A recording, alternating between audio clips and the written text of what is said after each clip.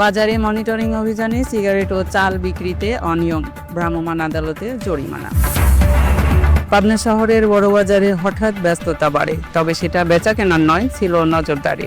ভোক্তা অধিকার সংরক্ষণ অধিদপ্তরের সহকারী পরিচালক মোহাম্মদ হাসান রনির নেতৃত্বে র্যাব ও পুলিশের সহযোগিতায় পরিচালিত হয় বিশেষ অভিযান। সিগারেটের দাম বাড়িয়ে বিক্রি, ভাউচার সংরক্ষণে গাফিলতি এবং নকল বিদেশি সিগারেট রাখার দায়ে তামিম স্টোরের মালিক মোহাম্মদ তামিমকে 10,000 টাকা জরিমানা করেন ভ্রাম্যমাণ আদালত। অভিযান চলে চাউলের দোকানেও। দোকানিরা মিনিকেট নামে বিক্রি করছিলেন সাধারণ আটাশ চাল। বস্তায় থাকা খাদ্য অধিদপ্তরের নির্দেশনাগুলোর তোয়াক্কা ছিল না অনেকের।